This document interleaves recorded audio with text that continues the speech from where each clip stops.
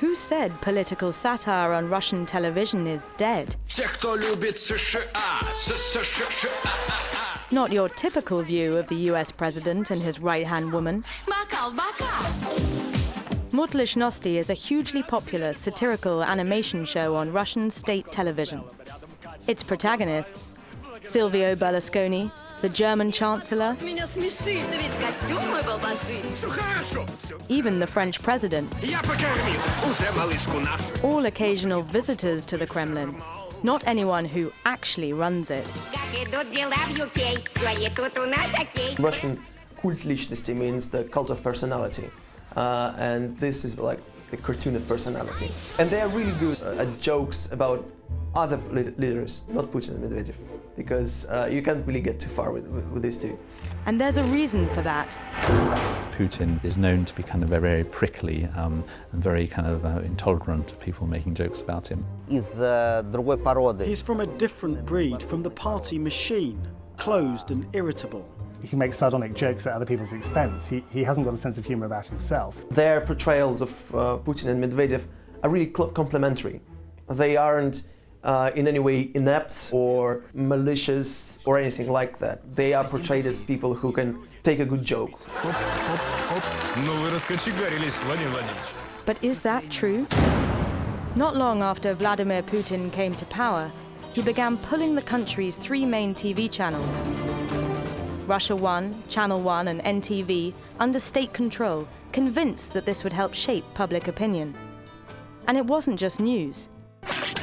By 2002, those poking fun at the president were treated just as seriously. Kukli was a show that started in the 1990s at a time when the Russian media was much more liberal and satirists were, free to poke fun at politicians of all kinds, of all stripes and of all levels. There was a very, very famous episode where Putin was portrayed as this kind of dwarf, this squawking dwarf, and the first scene of the show shows him in a cradle and Yeltsin over him saying, "Oh, why have I as a lover of democracy been presented with such a thing as this?"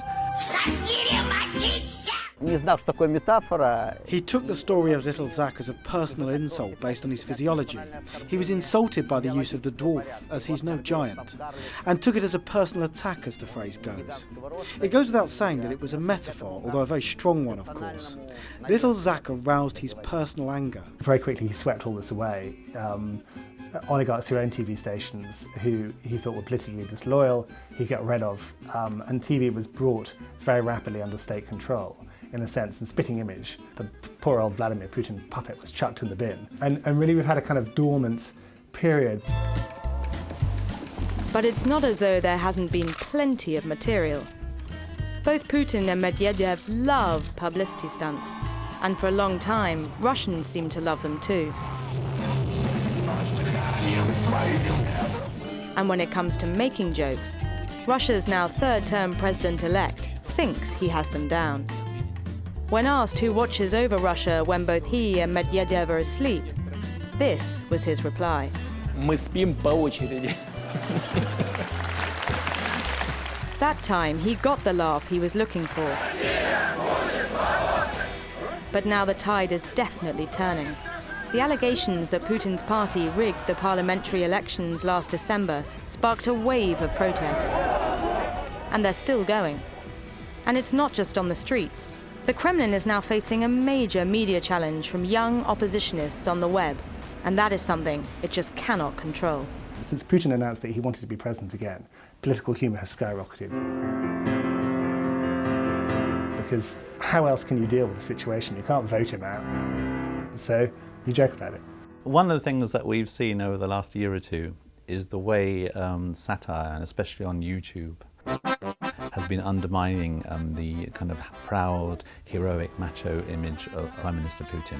Vladimir Putin is portrayed as this evil wizard that makes a nasty return, and many images playing on the Harry Potter theme with Putin portrayed as Voldemort.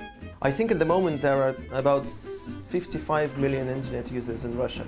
So now the political satire only thrives on the internet. And it isn't just Putin who's been feeling the heat. Dmitry Medvedev is also a great figure for satire. He sort of walks like this.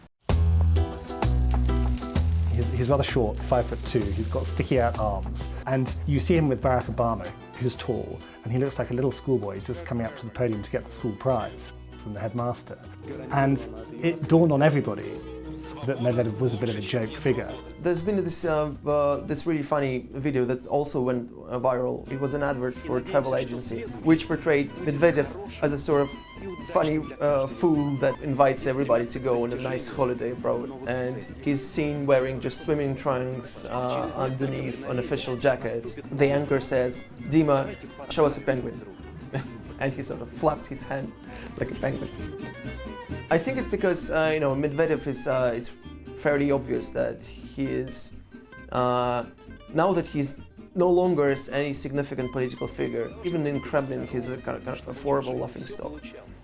That video got 1 million hits in 24 hours.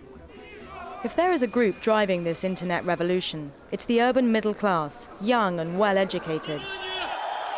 Their viral videos express a biting, satirical view of Russia's presidential race. But while Putin may have beaten his competitors, he now faces a much bigger challenge. I think the Kremlin has a big problem when looking at the media landscape going forward, because it's clear that just controlling state TV is no longer enough to suppress public discontent, and the sort of shiny propaganda of Putin the hero, wrestling with polar bears, skiing down volcanoes, finding ancient sort of Roman urns in the bottom of the Mediterranean spontaneously. No one is fooled by this anymore. The Kremlin is in a bind. On the one hand, it says it wants the internet to play a major part in making Russia a strong, modern society. On the other, the net is something it just can't control. Millions of young Russians are logging on every day. And when you've got material like this, who wouldn't be having some fun?